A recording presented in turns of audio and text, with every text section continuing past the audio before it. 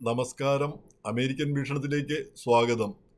ഇന്നത്തെ ചില വാർത്തകൾ നമ്മെ അലോസരപ്പെടുത്തുന്നു. പ്രധാനമായിട്ടും സൗത്ത് ഫ്ലോറിഡയിൽ ഒരു മലയാളി നേഴ്സിനെതിരെ ഉണ്ടായ ആക്രമണം. അവർ ചികിത്സിക്കാനായിട്ട് അവർക്ക് എന്തോ ചികിത്സയുമായി ബന്ധപ്പെട്ട റൂമിലേക്ക് ചെന്നതാണ്. കൂടെ ഒരാളുണ്ടായിരുന്നു. പക്ഷേ ഈ മാനസിക രോഗമുള്ള രോഗി, മാനസിക രോഗ പ്രശ്നത്തിൽ അതിൻ്റെ പേരിലാണ് അയാൾ ആശുപത്രിയിലായിരുന്നത്. അപ്പോൾ അയാൾ ബെഡിൻ്റെ മുകളിലേക്ക് ചാടിക്കയറി നേഴ്സിനെ ആക്രമിക്കുകയാണ് ചെയ്തത്. നേരിട്ട് ഇവർ കയറി വന്ന ഉടൻ തന്നെ ആക്രമിക്കുകയാണ് ചെയ്തത്. അപ്പോൾ കൂടെ ഉണ്ടായിരുന്ന ആൾ സ്ത്രീ ആയിരിക്കാം. അവർ വേറെ ആളുകളെ വിളിക്കാനായിട്ട് പുറത്തേക്ക് ഇറങ്ങി. വേറെ ആളുകൾ പെട്ടെന്ന് ഓടി വന്നു. തിരിച്ചു വന്ന് നോക്കുമ്പോഴത്തേക്കൊണ്ട് ഇയാൾ ഈ നിലത്ത് വീണുപോയ നേഴ്സിനെ അടിച്ച് ശരിപ്പെടുത്തുകയാണ്. മുഖത്തെല്ലാം ഇടിച്ചുകൊണ്ടിരിക്കുകയാണ്. അപ്പം ഉടൻ തന്നെ ആളുകൾ ഒച്ച വെച്ച് ഇയാൾ പുറത്തേക്ക് ഓടി തിരക്കുള്ള റോഡിലേക്ക് ഓടിപ്പോയി. അപ്പോൾ പിന്നാലെ പോലീസ് ചെന്ന് സ്റ്റൺ ഗൺ കാണിച്ച് നിൽക്കാൻ പറഞ്ഞപ്പോഴാണ് അയാൾ നിൽക്കുന്നത്. നിലത്ത് വീണ് പിന്നെ കൈ ഉയർത്തുന്ന നമുക്ക് വീഡിയോയിൽ കാണാം. അപ്പോൾ അല്ലെങ്കിൽ വെടിവെക്കുമെന്നുള്ള പേടി അയാൾക്ക് വന്നു. അപ്പോൾ എങ്ങനെയായാലും ആ നേഴ്സിൻ്റെ അവസ്ഥ വളരെ ഗുരുതരമാണെന്നാണ് റിപ്പോർട്ടുകൾ പറയുന്നത്. പോലീസിൻ്റെ റിപ്പോർട്ട്. പോലീസ് പറയുന്നത് അവർക്ക് അവരുടെ മുഖത്തെ എല്ലുകളെല്ലാം ഒടിഞ്ഞു. അതുപോലെ തന്നെ കാഴ്ചശക്തി ഇനി തിരിച്ചു കിട്ടുമോ എന്ന് പോലും സന്ദേഹമുണ്ട് എന്നാണ് പറഞ്ഞിരിക്കുന്നത്. എന്തായാലും അവർ വേഗത്തിൽ സുഖം പ്രാപിക്കാനായിട്ട് നമുക്ക് പ്രാർത്ഥിക്കാമെന്നല്ലാതെ മറ്റെന്താണ് പറയുക. നേഴ്സുമാർ നമ്മുടെ നേഴ്സിംഗ് സമൂഹമാണ് നമ്മളെ സംബന്ധിച്ചിടത്തോളം നമ്മുടെ നട്ടലെന്ന് പറയുന്നത്. മലയാളി സമൂഹത്തിൻ്റെ നട്ടലെന്ന് പറയുന്ന അവരാണ്. നമ്മളിൽ നല്ലൊരു പങ്കിനെ ഇവിടെ കൊണ്ടുവന്നത് അവരാണ്. നമ്മുടെ സമൂഹത്തെ, നമ്മുടെ നാടിനെ തന്നെ രക്ഷിക്കുന്നതിൽ ഒരു വലിയ പങ്ക് വഹിച്ചവരാണ്. അപ്പോൾ അവർ കഠിനമായിട്ട് അധ്വാനിക്കുകയും വീട്ടിലും ആശുപത്രിയിലും ഒക്കെ പോയി കഠിനമായി അധ്വാനിക്കുകയും ത്യാഗങ്ങളൊക്കെ ചെയ്യുകയും ചെയ്യുന്ന ആളുകളാണ്. അപ്പോൾ അവർക്ക് ഇത്തരം ഒരു ദുരന്തം ഉണ്ടാവുക എന്ന് പറഞ്ഞാൽ അത് നമ്മെ എല്ലാം വേദനിപ്പിക്കുന്നു. ആ വേദന നമ്മളെല്ലാം പങ്കുവെക്കുന്നു. നമ്മുടെ മൊത്തം സമൂഹത്തിൻ്റെ ഒരു വേദനയായിട്ട് നമ്മളത് കണക്കാക്കുന്നു. എന്തായാലും അവർ സുഖം പ്രാപിക്കട്ടെ, പഴയ പൂർവ്വസ്ഥിതിയിലാവട്ടെ എന്ന് ആശംസിക്കുന്നു. മേലിൽ ഇത്തരം സംഭവങ്ങൾ ഉണ്ടാവാതിരിക്കാനായിട്ട് എല്ലാ ആശുപത്രികളിലും നടപടികൾ ഉണ്ടാവണം. അതിനൊരു പ്രോട്ടോക്കോൾ തന്നെ ഉണ്ടാവണം. പ്രത്യേകിച്ച് മാനസിക രോഗികളെയൊക്കെ ചികിത്സിക്കുമ്പോൾ അപ്പോൾ അവരുടെ അടുത്ത് എത്ര ഒരാൾ തനിച്ച് ചെല്ലാമോ, എത്ര പേര് കൂടെ വേണം, സെക്യൂരിറ്റിയോ ആരെങ്കിലും കൂടെ ഉണ്ടായിരിക്കണം. അല്ലെങ്കിൽ അതുപോലുള്ളൊരു പ്രോട്ടോക്കോൾ തന്നെ ഉണ്ടാവേണ്ട ഒരു ആവശ്യമുണ്ട്. കാരണം ഇവരെപ്പോഴാണ് ആക്രമിക്കുന്നതെന്ന് എങ്ങനെയാണ് അറിയുക? അതിനൊരു സംവിധാനം തന്നെ ഉണ്ടാവാനായിട്ട് ഈ സംഭവം കാരണമാകട്ടെ എന്ന് നമുക്ക് പ്രതീക്ഷിക്കാം. ഇനി ഈ രണ്ടാമത്തെ ഒരു കാര്യം, ഈ പനാമയിലേക്കും കോസ്റ്റോറിക്കയിലേക്കും ഒക്കെയാണ് ഇപ്പോൾ നമ്മുടെ ഈ ഇല്ലീഗൽസിനെ, അനധികൃത കുടിയേറ്റക്കാരെ അയച്ചുകൊണ്ടിരിക്കുന്നത്. അപ്പോൾ പനാമയിൽ ചെന്നവരിൽ ആദ്യ ബാച്ച് പനാമയിൽ ഏതാണ്ട് 100-300 പേരെ ഒന്ന് രണ്ട് ദിവസം മുമ്പ് തന്നെ അയച്ചു കഴിഞ്ഞു. അപ്പോൾ അവരിൽ തലയെക്കെട്ടുകാരും നമ്മുടെ സിഖുകാരും ഒട്ടേറെ ഇന്ത്യക്കാരുണ്ട്. അപ്പോൾ ഇന്ത്യക്കാരെ കോസ്റ്റോറിക്കയിലേക്കാണ് ഇന്നു മുതലാണ് വിടുന്നതെന്നാണ് കരുതിയിരുന്നത്. അപ്പോൾ ഇന്നു മുതലല്ല, നേരത്തെ തന്നെ വിട്ട് കഴിഞ്ഞിരിക്കുന്നു. അവരിൽ തന്നെ അവരെ ആദ്യം പനാമയിലെ ഏതോ ഒരു നഗരത്തിൽ കൊണ്ടുവന്ന് അവിടുന്ന് കാടിൻ്റെ അടുത്തുള്ള ഏതോ ഒരു തടവറയിലേക്ക് അവരെ മാറ്റുകയും ചെയ്തു. അപ്പം വളരെ ശോചനീയമായ ഒരു അവസ്ഥയിലാണ് അവരിപ്പോൾ കഴിയുന്നതെന്നാണ് ന്യൂയോർക്ക് ടൈംസ് റിപ്പോർട്ട് ചെയ്യുന്നത്. ന്യൂയോർക്ക് ടൈംസ് ഇന്നലെ നഗരത്തിലെ ഹോട്ടലിൽ താമസിച്ചുകൊണ്ടിരുന്നപ്പം അവർ ചിലരെ പോയി കാണുകയുണ്ടായി. അങ്ങനെ നേരിട്ട് കാണാൻ പറ്റില്ല, പക്ഷേ എങ്ങനെയോ അവർ കുറേ പേരുമായിട്ട് ബന്ധപ്പെടുകയുണ്ടായി. അപ്പോൾ അവർ പറയുന്ന അവിടെ വന്നിരിക്കുന്ന കുടിയേറ്റക്കാർ ഇന്ത്യക്കാർ മാത്രമല്ല, മറ്റു രാജ്യങ്ങളിൽ നിന്ന്, അഫ്ഗാനിൽ നിന്ന് വന്നവരുണ്ട്, ഇറാനിൽ നിന്ന് വന്നവരുണ്ട്, ചൈനയിൽ നിന്നുള്ളവരുണ്ട്. അപ്പോൾ അവരിൽ പലരും തിരിച്ചു പോകാൻ ഇടമില്ലാത്തവരാണ്. തിരിച്ചു പോയാൽ തല പോകുന്ന, ഇപ്പോൾ ഇറാനിൽ നിന്ന് വന്നവർ ചിലർ ക്രിസ്തുമതത്തിലേക്ക് പരിവർത്തനം ചെയ്യപ്പെട്ടവരാണ്. അവർ തിരിച്ചങ്ങോട്ട് ചെന്നാൽ അവരുടെ തല കാണുമോ? അതുപോലെ തന്നെ അഫ്ഗാനിൽ നിന്ന് ഓടിപ്പോന്നിട്ട് സ്ത്രീകളും മറ്റുമാണ്. തിരിച്ചു ചെല്ലാൻ പറ്റുമോ? ചൈന, അവിടുത്തെയൊക്കെ സ്വാതന്ത്ര്യത്തിൽ നിന്ന്, അവിടുത്തെയൊക്കെ അസ്വാതന്ത്ര്യത്തിൽ നിന്ന് ഇങ്ങോട്ട് രക്ഷപ്പെട്ടു പോകുന്നതാണ്. അപ്പോൾ അവരെയെല്ലാം നിഷ്കരണം ഇങ്ങനെ പിടിച്ച് പുറത്തേക്കാക്കുക എന്ന് പറയുമ്പോൾ ഒരു മനുഷ്യാവകാശ പ്രശ്നങ്ങൾ കൂടി അവിടെ കാണുന്നു.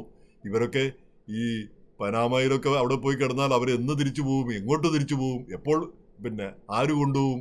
ആകപ്പാടെ അതെല്ലാം ഒരു ചോദ്യചിഹ്നമായി നിൽക്കുന്നു. അതെല്ലാം ഒരു മനുഷ്യരാശിക്കെതിരായ ഒരു കുറ്റം പോലെയായിട്ട് മാറുന്ന ഒരു സ്ഥിതി കാണുന്നുണ്ട്. എന്തായാലും ഇക്കാര്യത്തിൽ ഇന്ത്യക്കാരാണ് വാസ്തവം പറഞ്ഞാൽ ഭാഗ്യവാന്മാർ.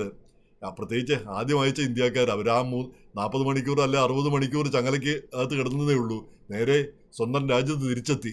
നേരെ മറിച്ച് ഈ പനാമയിലേക്കൊക്കെ നാട് കടത്തുന്നവർ അവരിനി ഇന്ത്യക്കാരാണെന്ന് എങ്ങനെ തെളിയിക്കും? ഇന്ത്യൻ എംബസിയിൽ നിന്നോ അല്ലെങ്കിൽ ഇന്ത്യൻ കോൺസുലേറ്റിൽ നിന്നൊക്കെ ആൾ വന്ന് ഇവർ ഇന്ത്യക്കാരാണെന്ന് തെളിയണം. എന്നിട്ട് അവരേതെങ്കിലുമൊക്കെ വിമാനത്തിൽ ആരെങ്കിലുമൊക്കെ കൊണ്ടുപോകണം എപ്പോഴെങ്കിലും. അതൊക്കെ എന്ന് നടക്കുന്ന കാര്യമാണെന്ന് നമുക്ക് പറയാൻ പറ്റത്തില്ല. അപ്പോൾ അത് വളരെ കഷ്ടപ്പെട്ട ഒരു കാര്യമാണ്.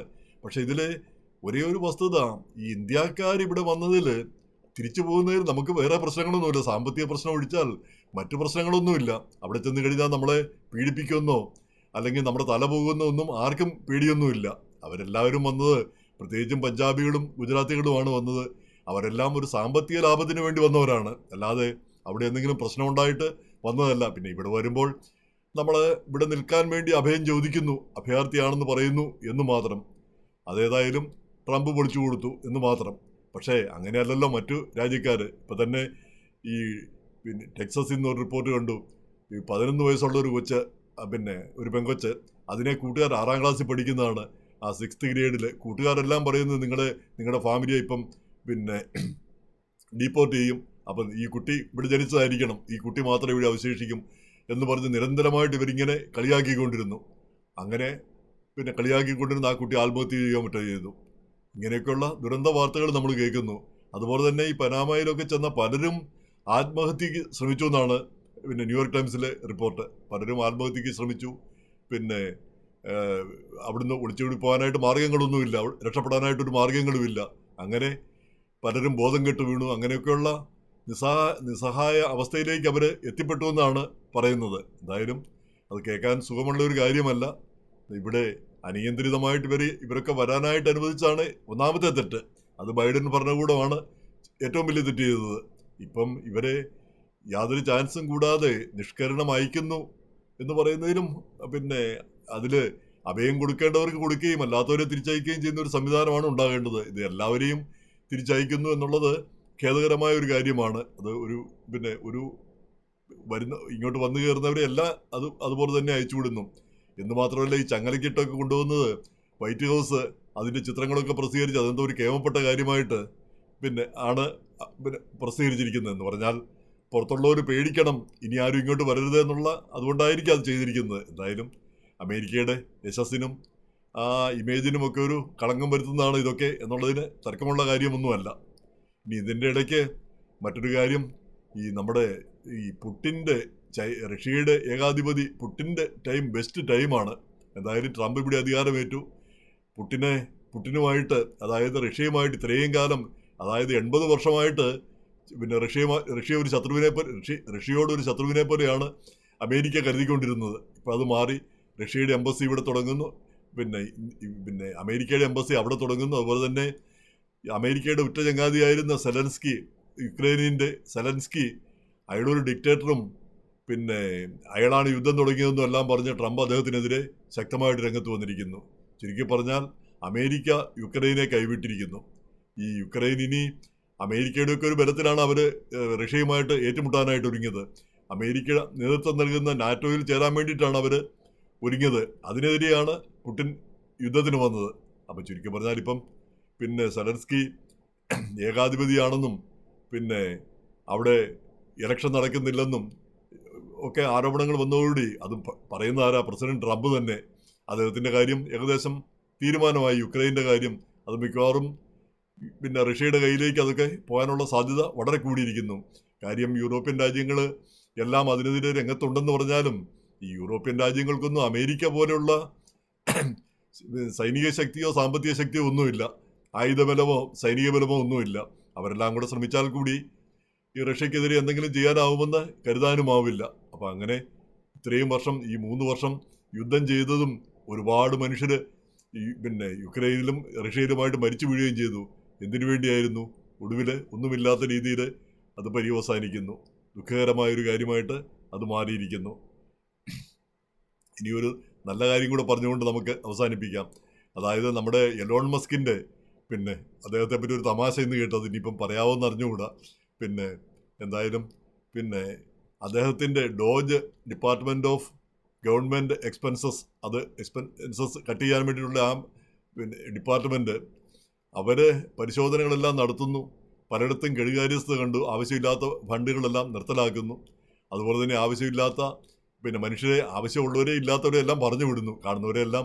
അപ്പോൾ ട്രംപിനെ പറ്റി ന്യൂയോർക്ക് ടൈംസ് പറഞ്ഞു തന്നെ, ആദ്യം വെടിവയ്ക്കുക, അതിനുശേഷം ഉന്നം വയ്ക്കുക, എങ്ങോട്ടാണ് വെക്കേണ്ടതെന്ന് പിന്നെയാണ് തീരുമാനിക്കുന്നത്. അപ്പോൾ അതുകൊണ്ട് ആളുകളെല്ലാം പറഞ്ഞു വിട്ടതിന് ശേഷം പിന്നെയാണ് മനസ്സിലാകുന്നത് ഇപ്പം ന്യൂക്ലിയർ പ്ലാന്റിൻ്റെയും പിന്നെ ന്യൂക്ലിയർ ആയുധങ്ങളുടെയൊക്കെ കസ്റ്റോഡിയൻസ് ആയിട്ടൊക്കെ ഉള്ള കുറേ ആളുകൾ, അവരെല്ലാം കുറേ പേരെ അങ്ങ് പറഞ്ഞു വിട്ട് കഴിഞ്ഞപ്പോഴാണ് മനസ്സിലായത് ഇത് നോക്കാനായിട്ട് ആളുകൾ വേണമല്ലോ എന്ന്. അപ്പോൾ അവരെ തിരിച്ചു വിളിച്ചു എന്ന് പറഞ്ഞ പോലെ. ഇങ്ങനെ ആരെയൊക്കെ പറഞ്ഞു വിടുന്നു പിന്നീട് തിരിച്ചു വിളിക്കുമെന്ന് അറിഞ്ഞുകൂടാ. ഏതായാലും എയർ ട്രാഫിക്കുമായിട്ട് ബന്ധപ്പെട്ട കുറേ പേരെ പിരിച്ചുവിട്ടു. ഇനി പ്രൊബേഷനിലുള്ള 2 ലക്ഷം പേര്, 2 ലക്ഷം എംപ്ലോയീസിനെ, ജോലിക്കാരെയാണ് പിരിച്ചുവിടാനായിട്ട് ഉദ്ദേശിക്കുന്നത്. അപ്പോൾ ഈ പിരിച്ചുവിടുന്നതൊക്കെ എത്രയോ ഖേദകരമായൊരു കാര്യമാണ്. USAIDലുള്ള 10,000 പേരെ പിരിച്ചുവിടുന്നു. അപ്പോൾ ഈ പിരിച്ചുവിടുക എന്നൊക്കെ പറയുന്നത് അതിൻ്റെ ആ ഒരു മാനസികാവസ്ഥ നമുക്ക് മനസ്സിലാക്കാനാവുന്നില്ല. ഒരാളുടെ ജോലി പോകുക എന്ന് പറഞ്ഞാൽ വേറൊരു ജോലി കിട്ടുക എന്നുള്ളതിൻ്റെ ബുദ്ധിമുട്ട്. രണ്ടാമത്തെ കാര്യം, ഒരു പ്രായം കഴിഞ്ഞവർക്ക് പിന്നെ ജോലി കിട്ടത്തു പോലുമില്ല. അത് നമുക്കിപ്പോൾ കിട്ടുന്ന ആ വേതനം കിട്ടുന്നു, അങ്ങനെയുള്ള ജോലികൾ. അപ്പോൾ ജോലി ഇല്ലാതാക്കാനായി മസ്കിനെ പോലെ ഇങ്ങനെ പിന്നെ ചാടിക്കേറി പണം ഉണ്ടായ കുറേ ആളുകളുണ്ട്. അവർക്ക് ആ ആളുകളുടെ വിഷമതകളും ബുദ്ധിമുട്ടുകളും ഒന്നും മനസ്സിലാവില്ല എന്ന് തോന്നുന്നു. അപ്പോൾ ഇത്രയും ആളുകളുടെ എല്ലാം വിഷമത ഉണ്ടാക്കിയിട്ട് പിന്നെ അമേരിക്ക എങ്ങനെയാണ് ഗ്രേറ്റ് ആകാൻ പോകുന്നത്? അതാണ് എനിക്കിപ്പോഴും മനസ്സിലാവാത്ത ഒരു കാര്യം. എന്തായാലും ഇങ്ങനെ മിച്ചം വരുന്ന കാശ് പിന്നെ ആളുകൾക്ക്, ഈ ടാക്സ് പേയേഴ്സിന് തിരിച്ചു കൊടുക്കുമെന്നാണ് ട്രംപ് പറഞ്ഞിരിക്കുന്നത്. 20% അങ്ങനെ ഉണ്ടാക്കുന്ന കാശിൽ ഒരു 20% തിരിച്ചു കൊടുക്കും. അത് ആയിരക്കണക്കിന് ഡോളർ ഓരോരുത്തർക്കും കിട്ടുമെന്നാണ് പറയുന്നത്. അങ്ങനെയാണെങ്കിൽ കുഴപ്പമില്ല, നമുക്ക് സന്തോഷമുള്ള കാര്യമാണ്. അങ്ങനെ കാശ് കിട്ടുന്ന കാര്യമൊക്കെ നമുക്ക് സന്തോഷമുള്ളതാണ്. പക്ഷേ ഇതേ സമയം തന്നെ വേറൊരു കോടീശ്വരൻ ബിൽ ഗേറ്റ്സ് പറഞ്ഞിരിക്കുന്നത്, ഈ USAIDൻ്റെ സഹായം നിർത്തുമ്പം പല രാജ്യങ്ങളിലും മില്യൺസ് മരിച്ചു പോകുമെന്നാണ്. കാരണം പലതരം എയ്ഡ്സിനടക്കമുള്ള പലതരം മരുന്നുകളും ഈ സഹായം കൊണ്ടാണ് അവിടെയൊക്കെ കിട്ടിക്കൊണ്ടിരിക്കുന്നത്. അപ്പോൾ അതൊന്നും കിട്ടാതാകുമ്പം ആളുകൾ മരിച്ചു വീഴുന്ന അവസ്ഥ ഉണ്ടാകും. അത് നിർത്തലാക്കരുത് എന്നാണ് അദ്ദേഹം ആവശ്യപ്പെടുന്നത്. പക്ഷെ അതൊക്കെ ഇപ്പോഴാരെങ്കിലും ചെവിക്കൊള്ളുമോ എന്ന സന്ദേഹവുമാണ്. അപ്പോൾ ഇതെല്ലാം നമുക്ക് കാത്തിരുന്ന് കാണാം.